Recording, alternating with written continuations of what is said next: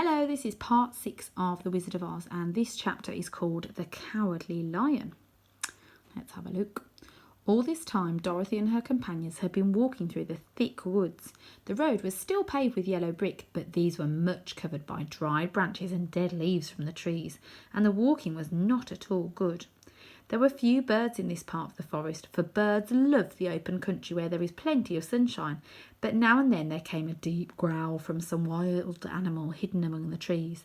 These sounds made the little girl's heart beat fast, for she did not know what made them, but Toto knew, and he walked close to Dorothy's side and did not even bark in return. "How long will it be," the child asked of the Tin Woodman, "before we are out of the forest?"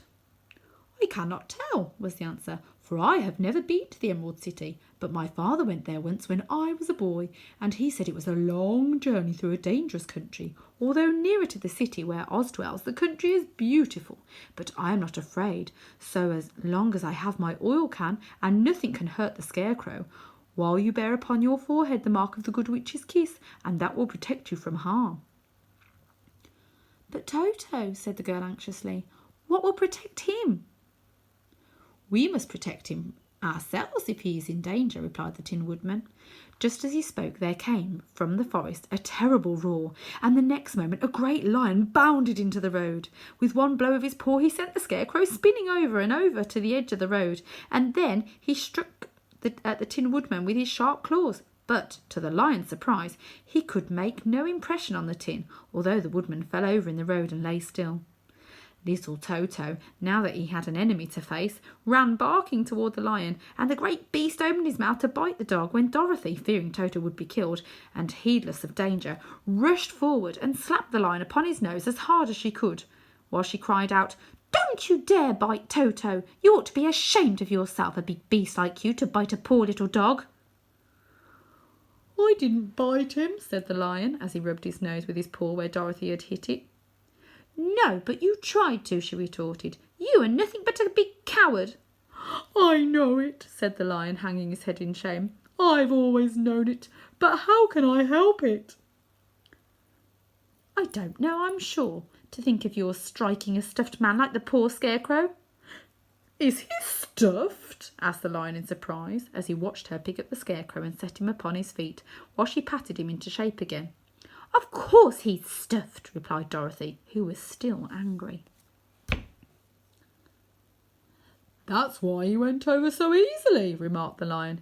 "It astonished me to see him whirl around so. Is the other one stuffed also?"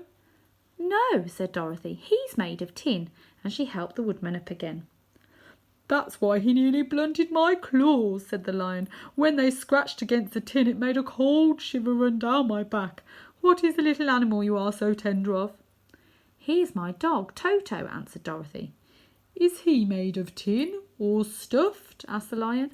"Neither. He's a meat dog," said the girl. "Oh, he's a curious animal and seems remarkably small now that I look at him. No one would think of biting such a little thing except a coward like me," continued the lion sadly. "What makes you a coward?" asked Dorothy, looking at the great beast in wonder, for he was as big as a small horse. "It's a mystery," replied the lion. "I suppose I was born that way. All the other animals in the forest naturally expect me to be brave, for the lion is everywhere thought to be the king of the beasts. I learned that if I roared very loudly, every living thing was frightened and got out of my way. Whenever I met a man, I've been awfully scared, but I just roared at him and he always would run away as fast as he could go. If the elephants and the tigers and the bears had ever tried to fight me, I should have run myself. I'm such a coward. But just as soon as they hear me roar, they all try to get away from me, and of course I let them go." "But that isn't right. The king of the beasts shouldn't be a coward," said the Scarecrow.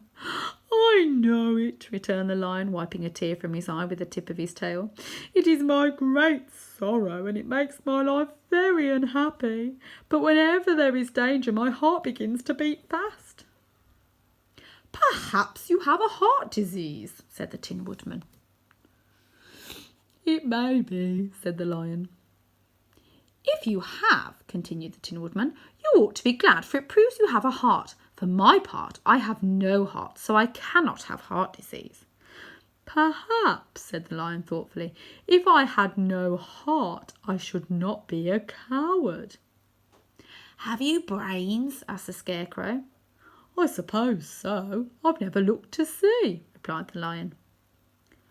"I'm going to the Great Oz to ask him to give me some," remarked the Scarecrow, "for my head is stuffed with straw." "And I'm going to ask him to give me a heart," said the Woodman. "And I am going to ask him to send Toto and me back to Kansas," added Dorothy. "Do you think Oz could give me courage?" asked the Cowardly Lion. "Just as easily as he could give me brains," said the Scarecrow. "Or give me a heart," said the Tin Woodman. "Or send me back to Kansas," said Dorothy. "Then, if you don't mind, I'll go with you," said the Lion, "for my life is simply unbearable without a bit of courage." "You will be very welcome," answered Dorothy, "for you will help to keep away the other wild beasts. It seems to me they must be more cowardly than you are if they allow you to scare them so easily." "They really are," said the Lion, "but that doesn't make me any braver, and as long as I know myself to be a coward, I shall be unhappy." So once more the little company set off upon the journey, the Lion walking with stately strides at Dorothy's side. Toto did not approve of this new comrade at first, for he could not forget how nearly he had been crushed between the Lion's great jaws.